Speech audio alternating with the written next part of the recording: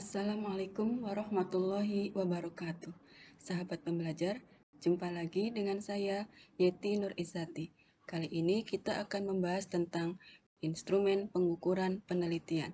Di sini kita akan belajar mengenai jenis-jenis instrumen dan skala pengukuran. Kita mulai yang pertama, yaitu teknik dan instrumen pengumpulan data.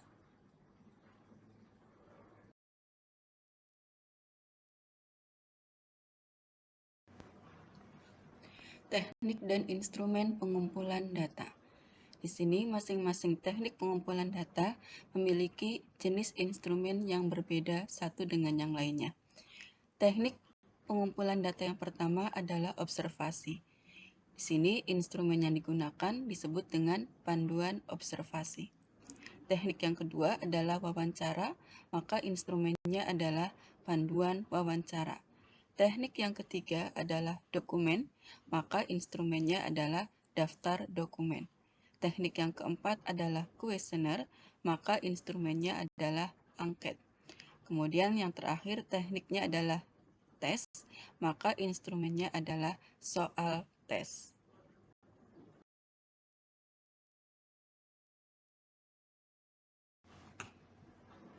Perbedaan karakteristik instrumen tes dan non-tes. Dilihat dari aspek sifat, maka instrumen tes bersifat mengukur, sedangkan instrumen non-tes bersifat menghimpun. Dilihat dari aspek hasil, maka instrumen tes hasil pengukurannya berbentuk data ordinal, interval, ataupun rasio. Sedangkan instrumen non-tes hasil penghimpunan datanya berupa naratif atau nominal. Dilihat dari aspek standarisasi, instrumen tes memerlukan standarisasi, yaitu pengujian validitas empiris, reliabilitas, maupun analisis butir soal. Sedangkan instrumen non-tes tidak memerlukan standarisasi instrumen, cukup dengan validitas isi dan konstruk.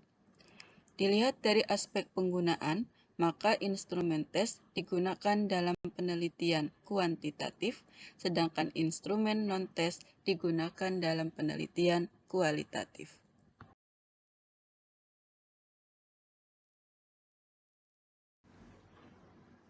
Jenis-jenis tes dibedakan menjadi dua, yaitu tes psikologi dan tes prestasi. Tes prestasi dibedakan menjadi tes hasil belajar yang merupakan jenis tes non-standar dan tes UN yang merupakan jenis tes standar. Tes psikologi dibedakan menjadi tes standar dan tes proyeksi. Tes proyeksi contohnya adalah tes kepribadian. Tes standar contohnya adalah tes kecakapan, yaitu bisa melihat kecakapan potensial dan kecakapan nyata. Kecakapan potensial contohnya adalah kecerdasan dan bakat. Kecerdasan atau IQ dan bakat bisa dilihat dari bakat di sekolah maupun bakat di pekerjaan. Langkah-langkah penyusunan instrumen ada 3 langkah, yaitu konstruk, dimensi, dan item. Yang pertama adalah menetapkan konstruk. Artinya, kita membuat batasan mengenai variabel yang ditelitinya, yaitu variabel X dan Y. Yang kedua, dimensi, yaitu menetapkan dimensi atau indikator, yaitu menemukan unsur-unsur yang ada pada sebuah konstruk. Jadi dari variabel yang diteliti itu, kemudian kita menyusun apa indikator dari masing-masing variabel tersebut. Yang ketiga item, yaitu menyusun item pertanyaan ataupun pernyataan, yaitu menjabarkan sebuah dimensi ke dalam beberapa pertanyaan atau pernyataan untuk menerangkan konstruk variabel yang ditelitinya. Jadi item ini adalah kelanjutan dari dimensi, yaitu kita menyusun pertanyaan ataupun pernyataan dari masing-masing indikator yang sudah kita bentuk sebelumnya. Jenis dan tipe skala pengukuran. Yang pertama, jenis skala pengukuran. Dibedakan menjadi 4 tingkatan yang kita singkat dengan NOIR, nominal, ordinal, interval, rasio. Nominal adalah skala pengukuran yang paling rendah karena hanya dapat digolongkan. Contohnya adalah jenis kelamin, digolongkan menjadi laki-laki dan perempuan. Yang kedua adalah ordinal. Ordinal datanya dapat digolongkan dan mempunyai peringkat. Contohnya adalah tingkatan sekolah. Digolongkan menjadi TK, SD, SMP, SMA, perguruan tinggi. TK adalah tingkatan sekolah yang paling rendah, perguruan tinggi tingkatan sekolah yang paling tinggi. Yang ketiga adalah interval. Interval datanya dapat digolongkan, mempunyai peringkat, dan skalanya sama. Contohnya adalah mutu nilai. Mutu nilai digolongkan menjadi A, A-, B+, B, B-, di mana nilai yang paling tinggi adalah A, nilai yang paling rendah dalam hal ini adalah B-. Kemudian nilai A skalanya dari 90 sampai 100, A-, 85 sampai 89, B+, 80 sampai 84, B, 75 sampai 79, B-, 70 sampai 74. Skala pengukuran yang paling tinggi adalah rasio, karena dapat digolongkan, diurutkan atau mempunyai peringkat, skalanya sama atau intervalnya sama, dan dapat dibandingkan. Contohnya adalah gaji. Gaji kita golongkan ada gaji tingkat rendah, sedang, tinggi, di mana yang rendah adalah penghasilannya kurang dari 1,5 juta per bulan, sedang 1,5 sampai 4 juta per bulan, dan tinggi lebih dari 4 juta per bulan, di mana gaji ini dapat dibandingkan satu dengan yang lainnya. Yang kedua, tipe skala pengukuran. Di sini yang kita bahas adalah 4, yaitu skala Likert, Goodman, rating, dan diferensial. Masing-masing tipe dari skala pengukuran ini akan kita bahas berikutnya.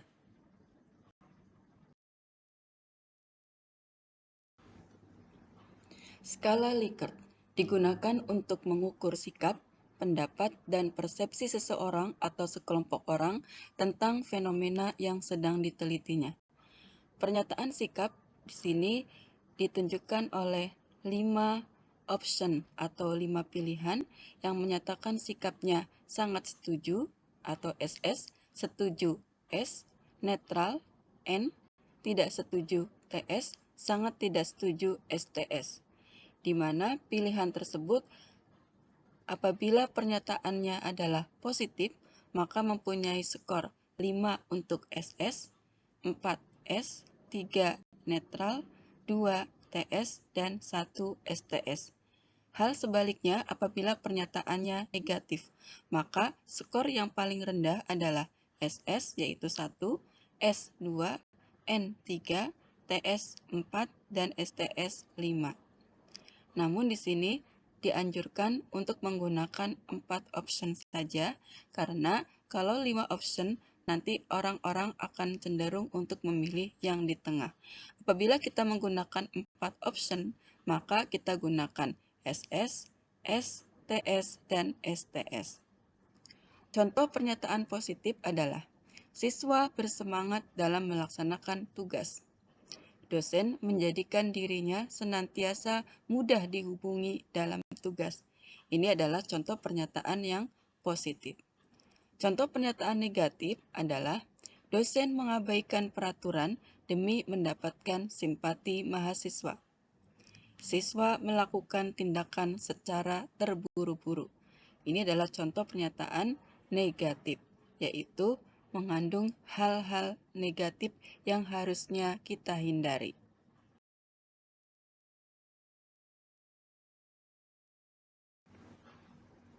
Skala Goodman digunakan untuk mendapatkan jawaban tegas terhadap persoalan yang ditanyakan dengan menggunakan 2 jawaban tegas dan konsisten, yaitu benar salah, ya tidak, positif negatif.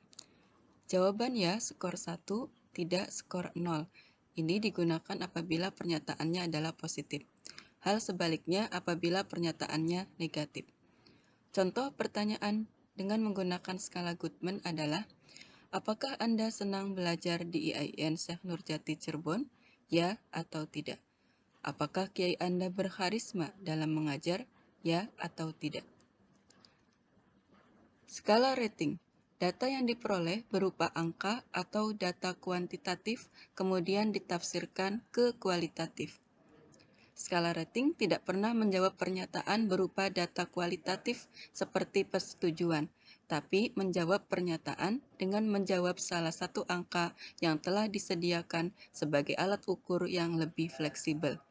Contoh pernyataan dalam skala rating adalah penghasilan orang tua per bulan kurang dari 1 juta, 1 sampai 3 juta, lebih dari 3 sampai 5 juta, lebih dari 5 juta.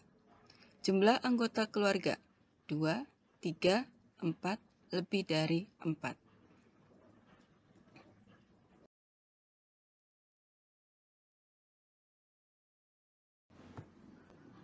Skala diferensial digunakan untuk mengukur sikap perbedaan semantik di mana responden diminta untuk menjawab pernyataan dalam satu garis kontinum yang bertentangan, yaitu positif dan negatif. Contoh pertanyaan dari skala diferensial adalah, bagaimanakah karakteristik dosen MKMPPI Anda dalam kegiatan belajar mengajar? Nah, di sini option yang diberikan adalah bersahabat sampai tidak bersahabat dengan skor 5 sampai dengan 1, tepat janji sampai ingkar janji, dan rajin sampai dengan malas, di mana responden dapat memilih 3 karakteristik dosen MKMPPI tersebut dari option yang sudah disediakan.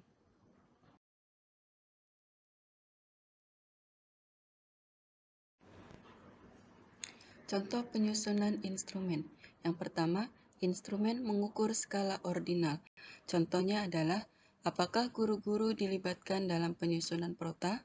Optionnya adalah ya atau tidak, berarti menggunakan skala Goodman. Yang kedua, instrumen mengukur skala interval. Contohnya adalah, peningkatan mutu pembelajaran membutuhkan keahlian tinggi, dengan option sangat setuju, setuju, tidak setuju, dan sangat tidak setuju, berarti menggunakan skala Likert.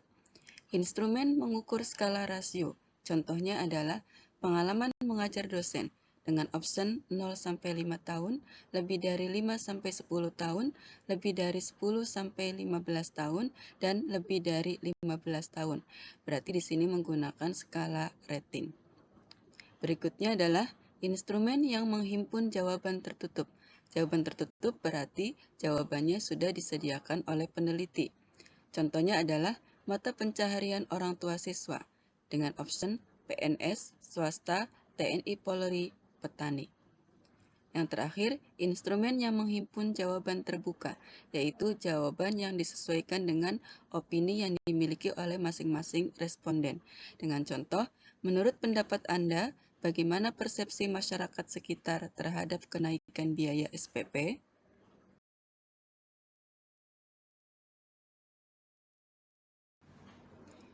Instrumen skala sikap. Skala sikap digunakan untuk pengukuran segi afektif yang diadopsi dari Likert menggunakan skala deskriptif. Dasarnya adalah respon seseorang terhadap sesuatu yang dapat dinyatakan dengan pernyataan persetujuan terhadap sesuatu objek. Kalau kita gambarkan, maka di sini yang sebelah kiri adalah sikap negatif, apakah menolak, menjauh, dan yang sisi sebelah kanan adalah sikap positif, apakah menerima atau mendekat. Dan yang tengah adalah diam atau netral.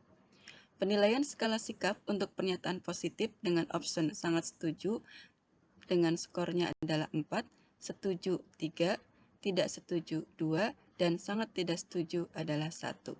Kebalikannya untuk pernyataan negatif, maka sangat setuju adalah 1, setuju 2, tidak setuju 3, dan sangat tidak setuju 4. Adapun panduan dalam penyusunan butir skala sikap adalah, butir-butir pernyataan dikembangkan dari kisi-kisi penyusunan instrumen. Ingat di sini langkah-langkahnya ada 3, yaitu konstruk, dimensi, dan item. Satu butir pernyataan berisi satu pesan, jadi jangan lebih dari satu pesan untuk satu pernyataan. Jumlah pernyataan positif sama dengan jumlah pernyataan negatif. Dalam hal ini, boleh tidak seimbang, artinya di sini jumlah positifnya lebih banyak dan jumlah negatifnya lebih sedikit. Yang penting di sini ada variasi dalam membuat pernyataannya, yaitu positif dan negatif. Muatan butir pernyataan tidak ada yang netral. Jadi di sini muatannya apakah bermuatan positif atau bermuatan negatif. Rumusan kalimatnya singkat dan jelas. Jadi tidak membingungkan untuk responden dalam memilih jawabannya. Tidak menggunakan kata-kata yang bersifat frekuensi, yaitu tidak menggunakan kata-kata sering, jarang, selalu, tidak pernah.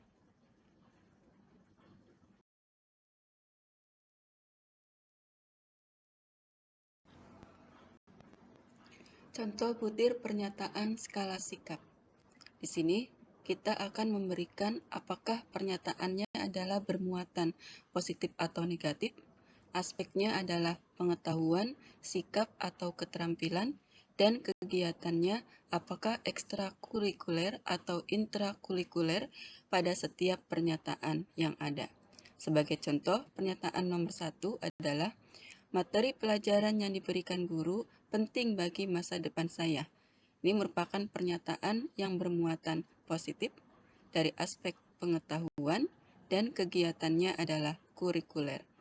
Nah, pernyataan yang lain yaitu nomor 2 sampai 6 nanti dianalisis apakah muatannya, aspeknya, dan kegiatannya. Pernyataan yang nomor 2 adalah cara guru mengajar membangkitkan semangat belajar. Yang ketiga, saya mengantuk saat mendengarkan materi di kelas. Yang keempat, mengikuti kegiatan ekstrakurikuler hanya membuang waktu. Yang kelima, meskipun hujan, saya tetap datang ke sekolah untuk mengikuti kegiatan ekstrakurikuler.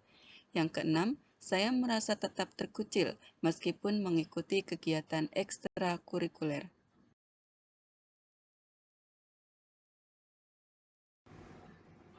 Demikianlah pembahasan kita tentang instrumen pengukuran penelitian. Semoga bermanfaat untuk kita dapat menyusun instrumen baik berupa angket maupun tes. Terima kasih. Wassalamualaikum warahmatullahi wabarakatuh.